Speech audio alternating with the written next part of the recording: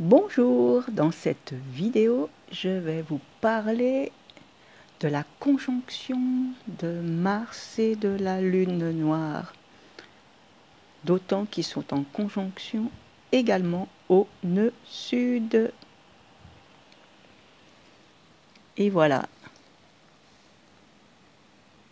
Mars, la Lune noire moyenne que j'ai prise, parce qu'il existe 3 lunes noires. Alors,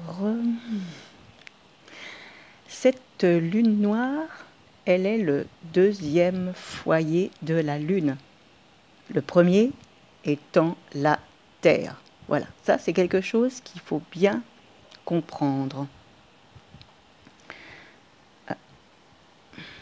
Si Mars est le deuxième foyer de la Lune, c'est qu'il y a une correspondance avec la Lune. La Lune faisant partie d'une relation avec les émotions, le psychisme. Et la Lune noire, elle est cette partie cachée. Vous voyez, cette part d'ombre de la Lune. Et c'est dans ce sens symbolique qu'il faut le voir. Donc, la Lune noire et Mars. Mars symbolise l'action. Mais cette nuance qu'il faut apporter là dans cette conjonction, c'est que Mars est en phase rétro. Rétro et en conjonction avec la Lune noire. Donc il y a quelque chose, vous voyez, de l'ordre de l'inconscient qui remonte à la surface. En plus, c'est accentué du fait de la conjonction avec le nœud sud, donc de l'ordre du passé. Mais on peut le considérer comme un point névralgique, vous voyez, et un point sensible dans le thème. Alors il faut regarder où il se trouve dans votre carte du ciel, ce point sensible, cette part cachée, cette part de l'ombre. Voilà. La carte dans son entier. Vous voyez, là c'est la carte du jour. Vous voyez, avec la conjonction de Soleil-Mercure actuellement. La Lune en Gémeaux. Et elle arrive, vous voyez, elle va passer par le Lion, le Cancer, le Lion, avant d'arriver à la nouvelle Lune le 11. Le 11 août, cette troisième éclipse. Et voilà cette conjonction de Mars et la Lune noire. Alors, je vous montre aussi la position en vrai.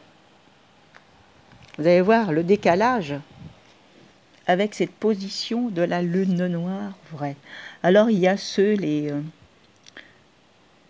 qui utilisent, qui donnent plus d'importance à cette Lune noire vraie. Vous voyez déjà, elle est quand même en avant.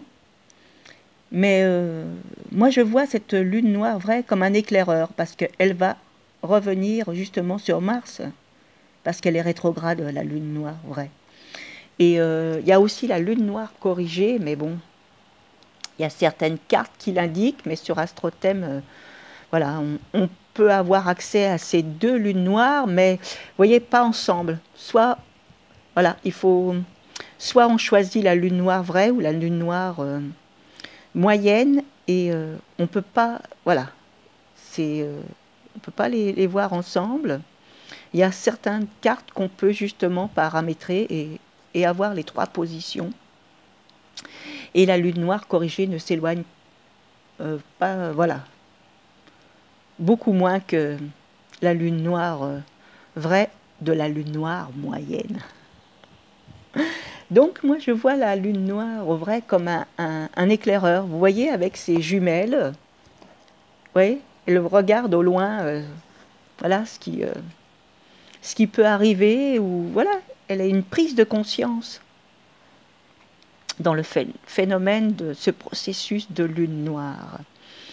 Alors, avec Mars, c'est vrai qu'au niveau des actions, des désirs, bon, il y a plein de choses qui peuvent se dire par rapport à ça. Alors, qu'est-ce que j'ai là? Est-ce qu'elle en parle de cette conjonction? Mars conjoint lune noire. Alors, vous voyez, la peur règne en permanence. On a l'angoisse de l'action et des décisions à prendre.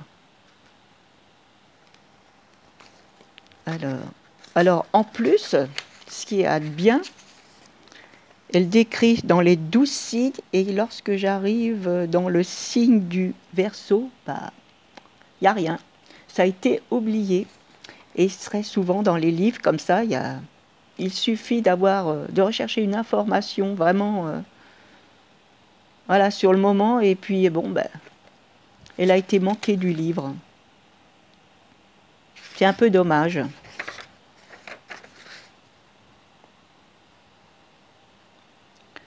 Le dynamisme et la volonté personnelle sont très freinés, et on n'a pas la réussite que l'on voudrait par rapport aux efforts déployés. Bon, la difficulté peut passer par des rapports de force avec les autres qui bloquent la liberté d'action, et si l'on réagit avec agressivité, cela ne fait qu'aggraver les tensions. On est donc mal à l'aise car on ne peut rien faire. Et c'est vrai que c'est valable lorsque Mars est rétro, justement.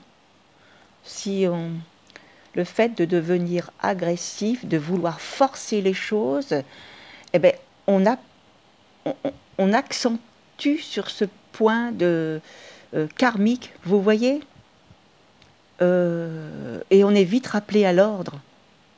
Parce que là, du fait que Mars, il est conjoint au nœud sud et il est rétrograde. Donc tout ce qui est de l'ordre des choses que l'on veut, la colère aussi, vous voyez, l'expression négative de Mars, eh ben, il est mal perçu quand même. Donc il y a un gros travail à réaliser durant cette période. Et d'autant que il y a une conjonction avec la lune noire, donc c'est ce point névralgique, il est d'autant plus sensibilisé. Vous voyez, c'est comme lorsqu'on a une plaie, vous voyez, une plaie ouverte et ça peut faire mal, et bien là c'est pareil.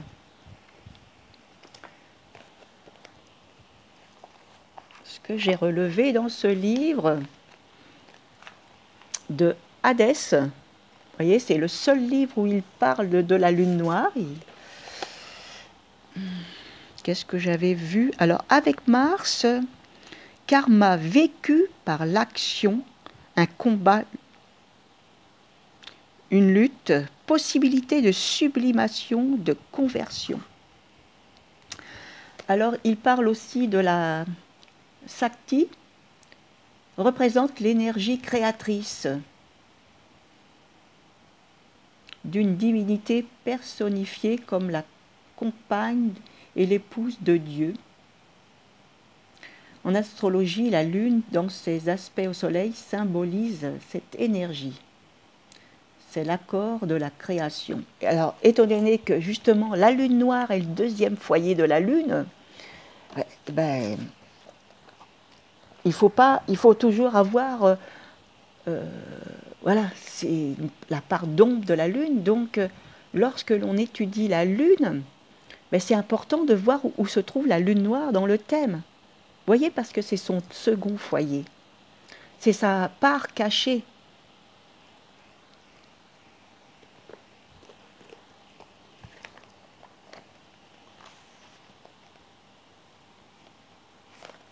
Alors, pour René Leboeuf, alors elle parle de « Si l'interdit n'y est pas, Marx s'exprime avec toute sa vigueur et sans frein, avec tous les dangers d'excès que cela représente, mais ceci reste assez rare.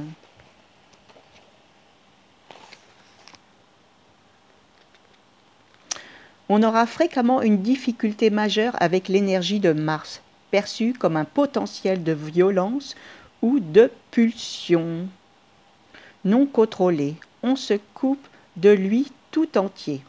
On ne voit que son impétuosité, son infantilisme et son manque de contrôle, et on se sent totalement incompétent à en laisser se manifester les facettes positives.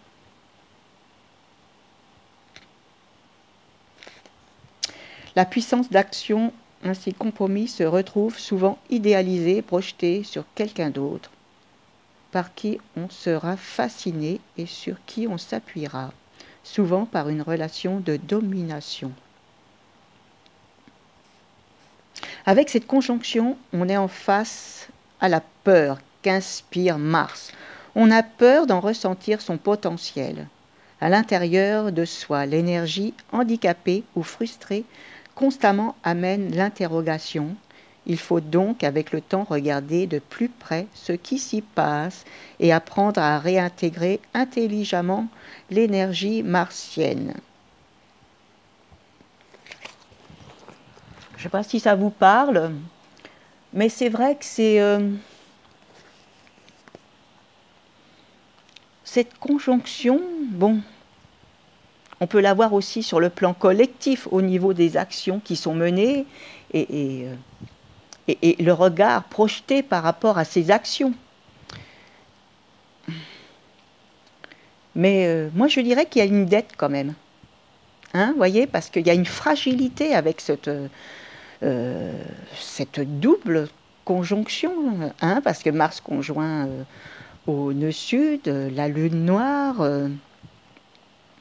il est dans l'ombre ici de Pluton aussi. Et il est dans l'encadrement de Pluton et de Neptune. Là, ça part quand même, c'est au niveau collectif. Neptune et Pluton, c'est un cycle de 500 ans. Hein, à souligner. Donc, peut-être que par rapport au passé, ça peut aller très loin. Voyez dans le temps. Hein? C'est voilà, c'est une indication. Hein. Alors, il faut savoir que la lune noire, ben, elle nous vient de Don Néroman. Hein, c'était un ingénieur des mines. Il y a aussi, nous a laissé aussi la spirale évolutive dont je vous avais déjà parlé. Mais bon, si ça vous intéresse, je pourrais vous faire aussi une vidéo où il suffit de rechercher, je pense, dans les vidéos que j'ai faites. Mais je ne dois pas l'indiquer dans le titre.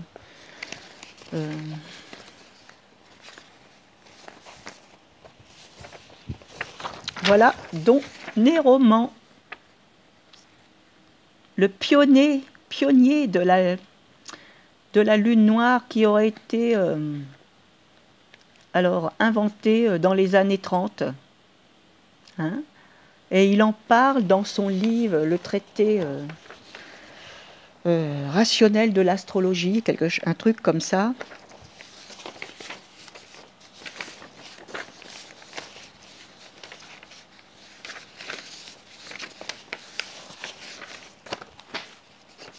Voilà.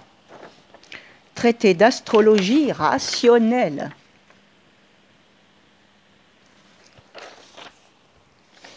Donc,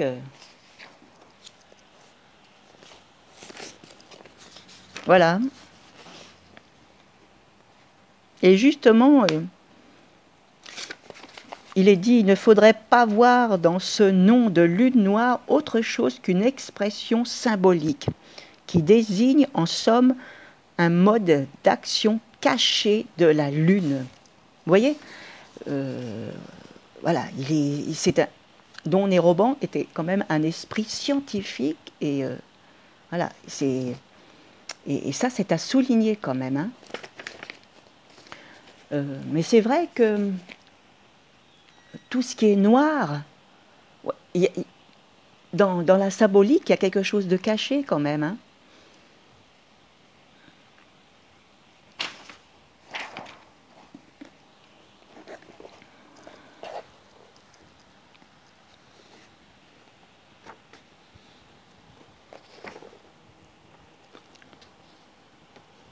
Et il est aussi l'inventeur du soleil noir, les luminaires noirs, hein, parce que les luminaires noirs, chaque planète en possède, hein.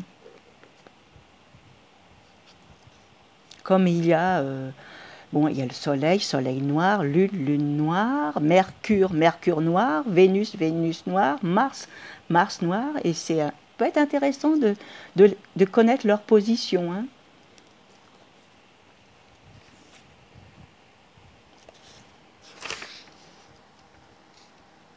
Bon, il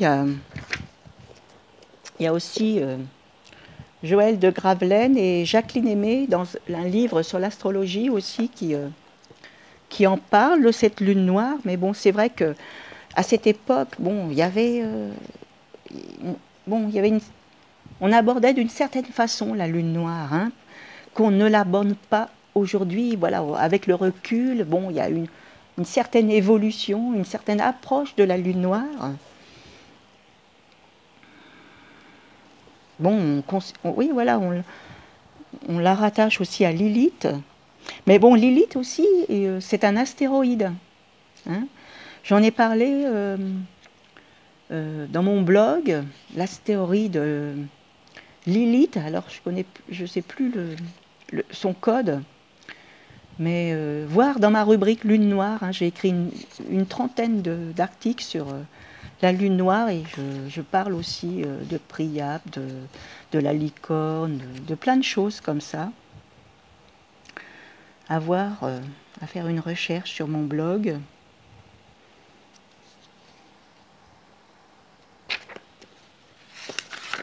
Bon, alors, il faut voir aussi que la lune noire elle se déplace à peu près sur une base de 40 degrés par an. Vous voyez?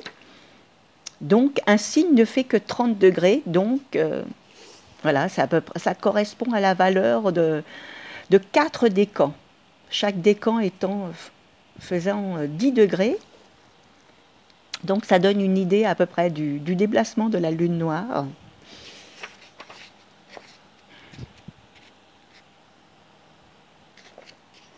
Voilà, là, je ne vous dirai pas trop parce qu'il n'y a pas de position. Il y a Luc Biget aussi qui en parle, qui a fait aussi un livre sur la lune noire, mais il y a des choses très intéressantes dans son livre. Mais il y a une chose, par contre, au niveau des conjonctions avec les planètes, il n'y a rien. Position de la lune noire en signe, en maison, mais voilà, il n'y a rien au niveau des aspects avec les planètes. Bon, alors peut-être quelque part, mais dans la table des matières, j'ai rien trouvé, hein. Donc, voilà. Franchement, il n'y a rien du tout. C'est un peu dommage parce que pour moi, la position en maison est... bon, si, ça peut être intéressant en maison, mais en signe, voilà, c'est pas très... voilà, que je vous montre là. Vous voyez? Ouais, il suffit de mettre sur pause, hein. Voilà. Et ouais, j'ai pas trouvé. J'ai vraiment pas trouvé. Ensuite, voilà, il détaille la lune noire avec les nœuds. Alors là, ça peut être intéressant. Parce que les nœuds ont un lien aussi avec la lune. Donc c'est vrai que cette triade de la lune noire, des nœuds et de la lune, c'est toujours intéressant de méditer et justement de voir voilà, les positions dans le thème entre ces trois symboles astrologiques.